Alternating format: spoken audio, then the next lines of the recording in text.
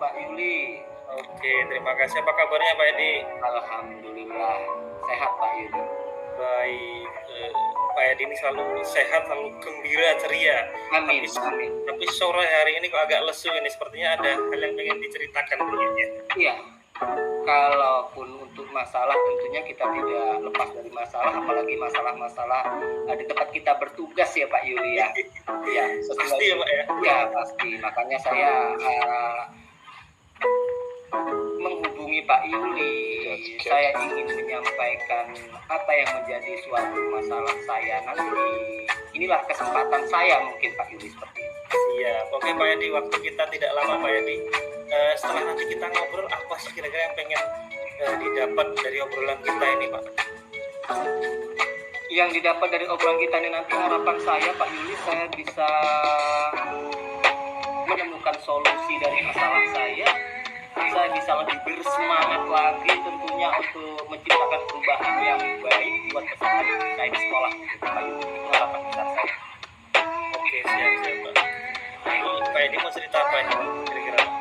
Ya Pak Yuli, terima kasih kesempatannya. Jadi kalaupun saya diberikan kesempatan untuk menyampaikan keluh kesah saya Pak Yuli atau tujuan dari masalah saya ini, dan terima kasih sekali ini saya bisa berbincang dengan Pak Yuli, punya kesempatan untuk menyampaikan masalah saya.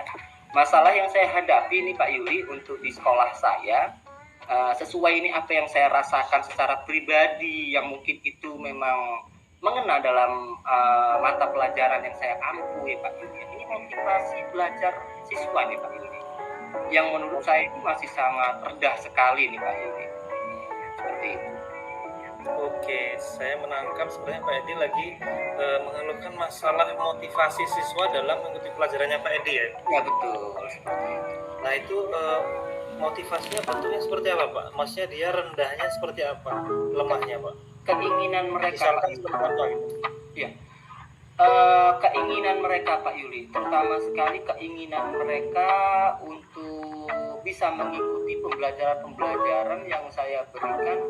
Bagaimana ini mereka ini bisa betul-betul memiliki rasa motivasi yang baik seperti itu, semangat yang baik, bisa menunjukkan kalau mereka ini atau peserta didik saya ini bisa berhasil dalam pembelajaran apa yang saya sampaikan seperti itu. Nah, artinya Pak Edi memang anak-anak berarti terlihat kurang antusias gitu di kelas ya Pak ya? Ya, betul. Kurang semangat gitu, lebih ke lesu seperti itu ya Pak ya?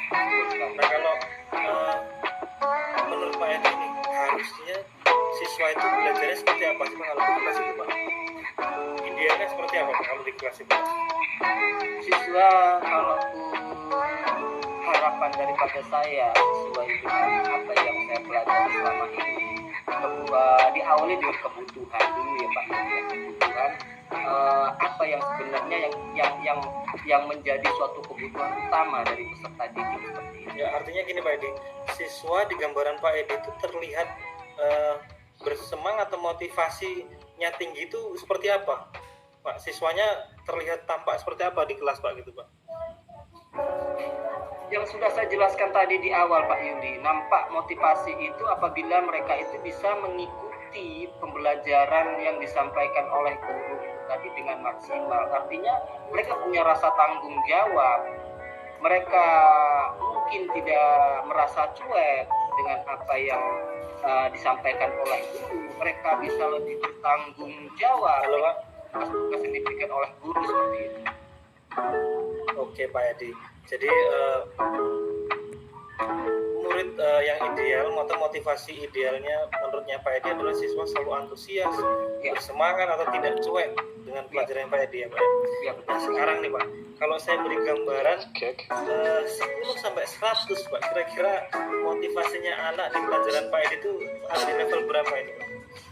Kalau untuk level nilai seperti yang Pak Yudi sampaikan tadi di atas, dari angka 1 sampai dengan 100, sebenarnya Pak Yuli saya berani untuk ditaruhkan angka di angka 70 dan katakan ya. Sebenarnya 70 tapi Pak Edi masih kurang puas gitu Pak. Iya, masih kurang puas. Artinya walaupun itu tidak mencapai dengan level ataupun nilai levelnya 100, paling tidak saya bisa mendapatkan 80 atau 85. nilainya Pak Edi di angka 80 atau bahkan 90 bahkan Ya, luar biasa Pak.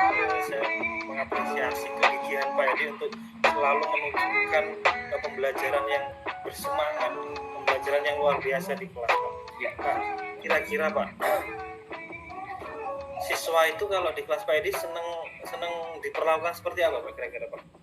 Biar semangat itu biasanya pasti Pak Edi dari dulu pertama mengajar sampai sekarang pernah menemukan siswa di kelas pernah mengajar kemudian siswanya sangat bersemangat di suatu kondisi pasti pernah. Nah biasanya itu diperlakukan seperti apa sama Pak Edi ketika lagi semangatnya Pak? Senangnya diperlakukan seperti apa Pak? Iya.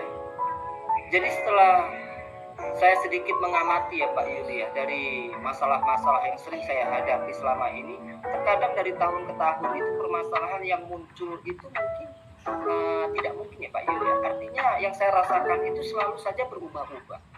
Kalau kita kembali lagi Pak Yuli tentang motivasi belajar siswa rendah, dari tahun kemarin dengan tahun ini itu saya rasakan sebenarnya Pak Yuli, saya rasakan itu sudah meningkat sih Pak Yuli ya dari tahun-tahun kemarin. Kenapa saya katakan begitu? Kemungkinan ya Pak Yuli ya dari hasil-hasil pembelajaran di tahun ini penerapan itu bisa lebih efektif sehingga anak ini naik ke jenjang kelas berikutnya ini bisa menunjukkan sikap-sikap mereka yang baik. Namun dalam hal level tadi ya Pak Yuli ya, dalam hal level tadi yang tadi selalu berusaha ya paling tidak kita bisa menduduki di angka 85 atau adapun untuk siswa ini tadi Pak Yuli kalau saya perhatikan mereka lebih senang sekali diawali dengan kita yang memberikan apa ya Pak Yuli ya, seperti di tengah-tengah perjalanan pembelajaran mungkin kita ice breaking dulu atau untuk kelas-kelas yang itu diawali dari kelas 4 karena kebetulan saya guru mapel ya Pak Yuli ya, guru mapel ya Pak Islam. Satu contoh di kelas 4 saya mereka lebih suka diberikan nyanyian-nyanyian yang itu contohnya tentang rukun iman seperti itu. Jadi mereka lebih harus bisa digerakkan atau mereka tuh bisa lebih diberikan perhatian seperti itu Pak Yuli. Oke, berarti anak-anak lebih senang dikasih ice breaking Pak. Ya, seperti itu. Kemudian diperlakukan dikasih dongeng-dongeng gitu Pak ya. Artinya itu Pak. Mungkin Pak Edi harus melakukan itu kembali gitu Pak. Agar menemukan kondisi siswa yang ideal atau sesuai dengan harapannya Pak Edi tadi Pak. Nah, kira-kira nih apa rencana yang memungkinkan Pak bisa dilaksanakan Pak untuk meningkatkan motivasi tadi Pak dari perlakuan anak-anak tadi yang menurut Pak Edi tadi bikin senang Pak kira-kira. Di minggu-minggu ini apa yang bisa Pak Edi lakukan kira-kira Pak? Untuk minggu-minggu ini karena saya berusaha tidak harus memakan waktu lama ya Pak Yuli ya. Siap. Dalam minggu ini tentunya saya coba sejauh ini untuk meningkatkan motivasi mereka itu saya lebih fokuskan untuk perhatian saya ke mereka. Artinya perhatian saya akan coba berikan waktu mereka itu yang lebih luang seperti itu dan saya ingin berusaha untuk minggu-minggu ke depan saya lebih bisa berkreatif lagi, bisa menciptakan inovatif lagi. Metode apa ini yang bisa saya terapkan seperti itu? Apa media-media apa ini yang ada di sekeliling saya yang bisa saya gunakan sehingga menarik perhatian atau motivasi mereka ini belajar dengan sungguh-sungguh seperti itu. Oke, berarti rencana yang akan Bapak Edi lakukan di minggu ini atau minggu yang akan datang selama 1 minggu ke depan ini Pak Edi, berarti tadi Pak Edi bilang melakukan ice breaking berarti tadi Pak ya, seperti itu. Kemudian mencoba metode atau model-model pembelajaran yang menarik, kemudian berusaha untuk memberikan model media-media yang menarik juga seperti itu ya Pak ya, yang bisa dilaksanakan Pak Edi ya. Oke Pak, berarti Pak Edi sebenarnya sudah menemukan sendiri tadi Pak, sudah menemukan tentang solusi daripada permasalahan yang Pak Edi laksanakan tadi Pak. Ya betul sekali Pak. Kita bisa ambil kesimpulan berarti Pak ya. Artinya memang masalah motivasi tadi Pak.